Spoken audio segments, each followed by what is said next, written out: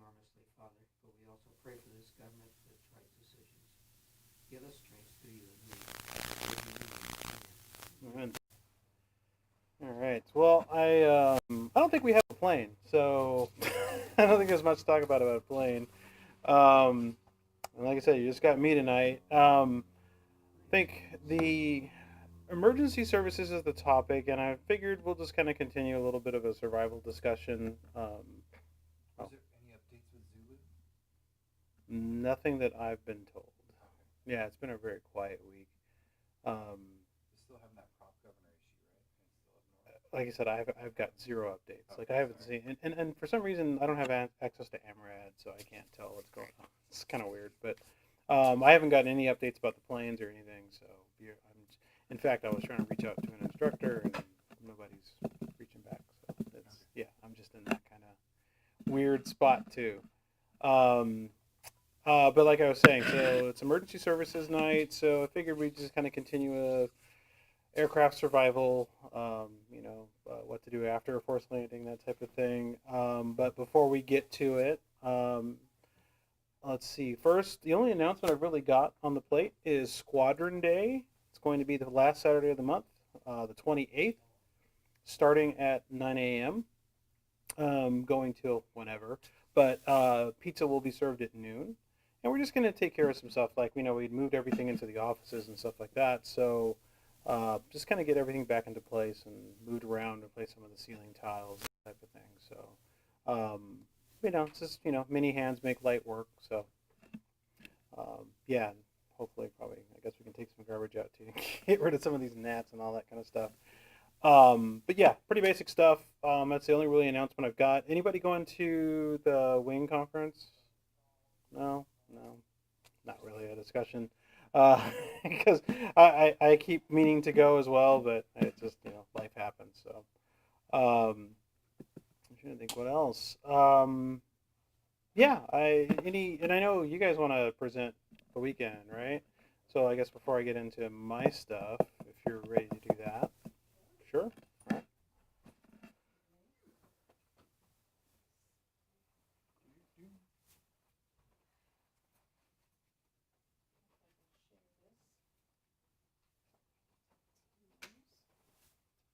Yeah, it's not like in my double-fisted setup. I thought that I could present video from More tablets. but it decides to present from neither. Oh, Hopefully, okay. I'm It very works. close to solving this problem. My Yes. update. I emailed Andre about an hour and a half ago, and Major Benner because my boss finally got back to me and said they're this close to moving forward with donating a bunch of computers to us. So then we can, instead of trying to do our tablets, we can maybe have an actual updated computer to do this stuff off. Okay. So, as everyone is aware, hope this works.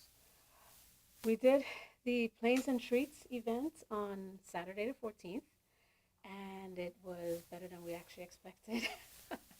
As you can see, it was put on by the Riverside Airport Cafe. We were involved. Squadron 29, Cadet Squadron 29 was also involved, and various other venues, some of which was like the police department, fire department, so many different people.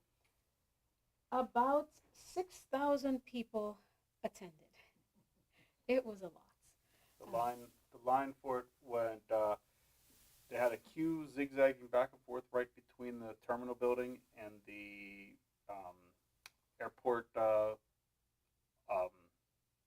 facility building. Mm-hmm. Yeah, the airport maintenance building. That was zigzagging back and forth, and then it wrapped in front of the airport terminal all the way around the parking lot road, down Airport Drive, and then some undetermined point on Gamendi Drive is where it ended. We don't know. It lost sight of it at that point. Yeah, it So was crazy. And it was stacked maybe three deep because we're talking families, So there was always a parent, a father, parents and a kid, or two, or three, or seven. So we had about 4 members from Senior Squadron: Chuck, myself, Chris, and Major Swift. Swift came. It was nice to see him. Um, We also had, I think it was, It was four, 10, it was 10. There were 10 10 cadets. and 4 adults from 29. So that was a huge help. In some ways, I wish we had reached out to other cadets because we needed the help. We needed more manpower and boy power, I guess girl power too. But it turned out very well. There we go. So this was the booth. Thanks to Squadron 29, we used their banner. We had our flag. They're easy up. We set up a U-shaped table. We had the yoke. Yeah, we took the I forgot to bring back today, but we took the we took our yoke and rudder pedals. Busy day leading the work, so I forgot to grab it this morning. So we had our yoke and rudder pedals from one of our that we ordered from the STEM kit. So technically disqualified as an outside aerospace education event as well. Mm-hmm. We also had Squadron 29 bring their yoke and rudder pedals.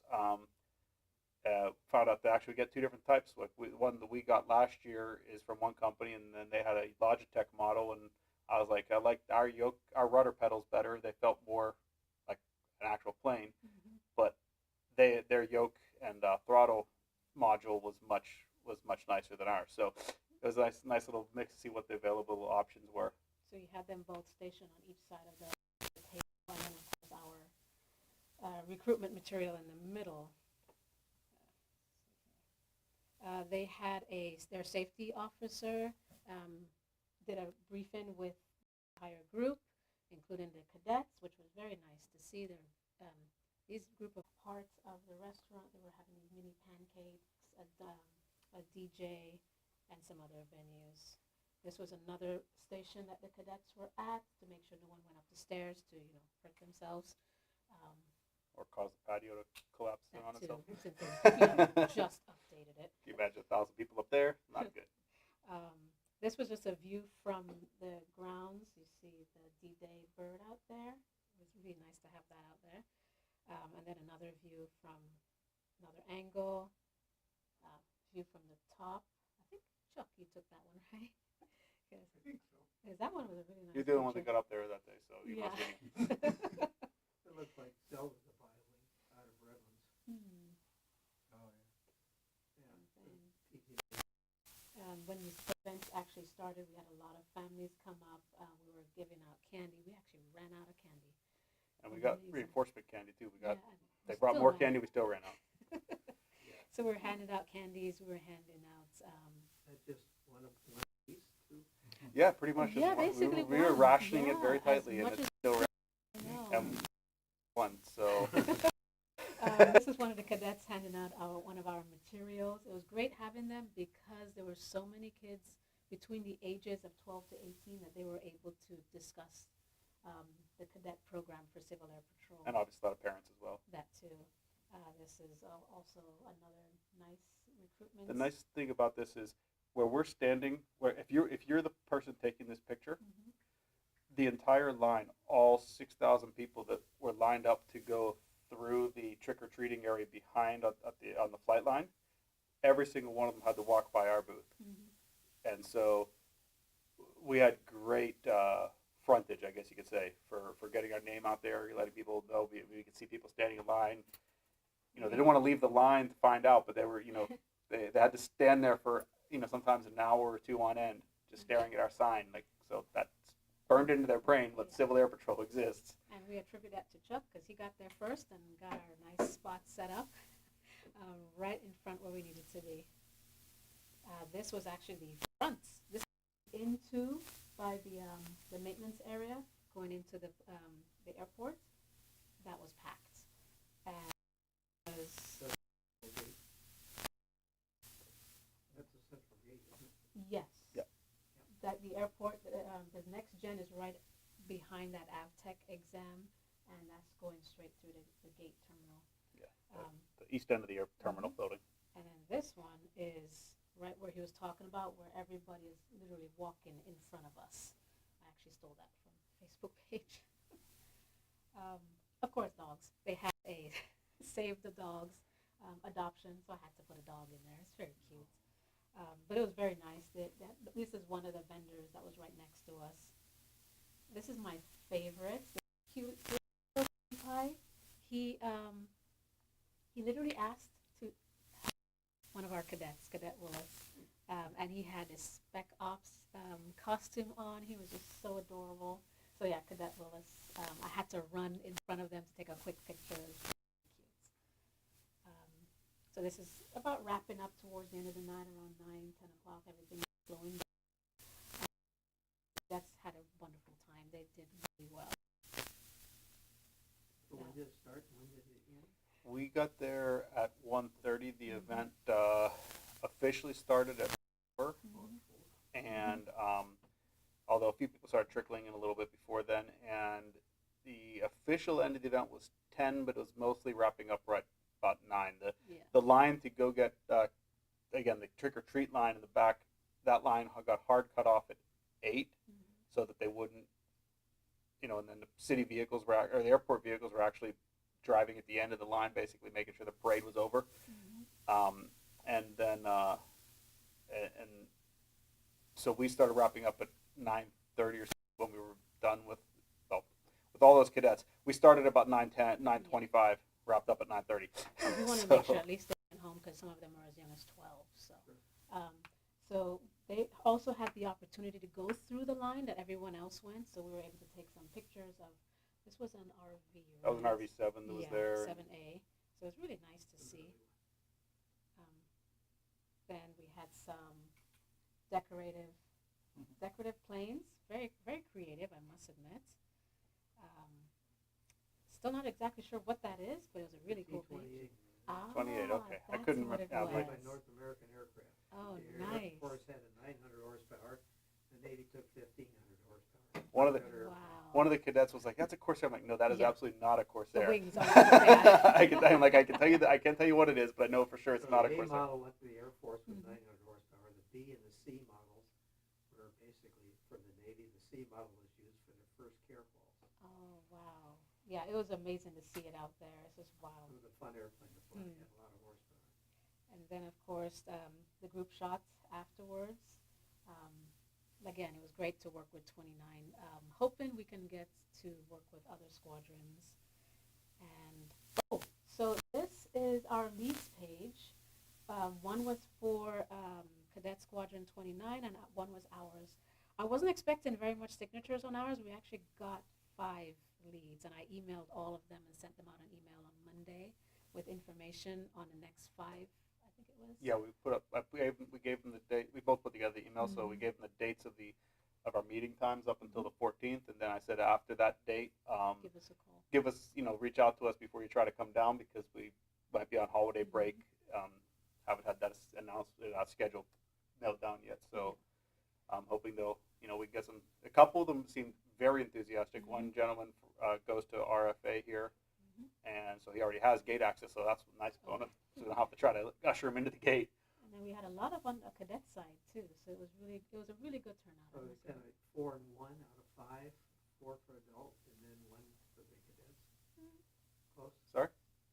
It had 4 adult applications, or No, the sheet on the right, we had 5 adults. Yes.